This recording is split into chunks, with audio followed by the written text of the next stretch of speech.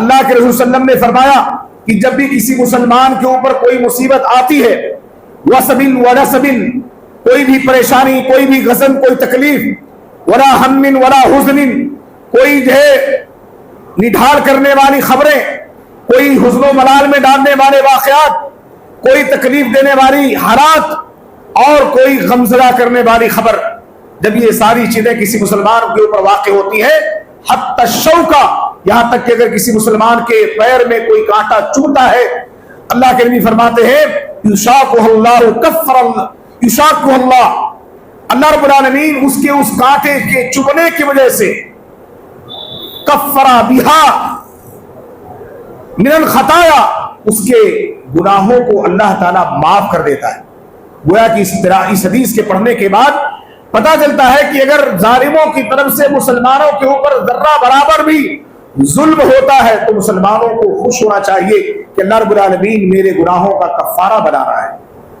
اللہ رب العالمین میرے گناہ کو مٹا رہا ہے۔ اور اسی طرح سے ایک اور روایت جس کے راوی حضرت ابو ہریرہ رضی اللہ تعالیٰ عنہ ہی ہے، فرماتے ہیں کہ رسول صلی اللہ علیہ وسلم نے فرمایا ما يزال البلاء المؤمن ومؤمنة في نفسه وولده وماله حتى يلقى الله ما عليه خطيئة، کہ اللہ کے رسول صلی اللہ علیہ وسلم نے فرمایا کہ اللہ تعالیٰ مومنہ عورتوں کو، مومن مردوں کو اس وقت تک بلاؤں سے محفوظ رکھتا ہے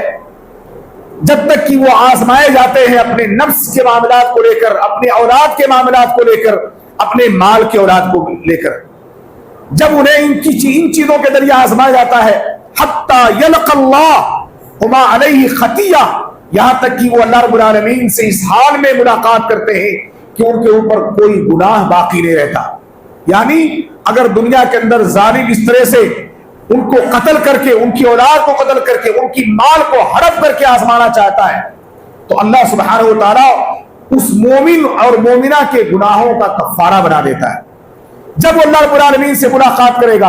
اللہ رب العالمین کے ہاں بالکل گناہوں سے منزہ اور مبرہ ہو۔ یہ روایت بھی ترمذی کی ہے،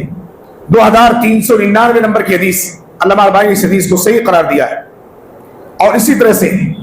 اللہ رب العالمین ظالموں کو کچھ عرصہ تک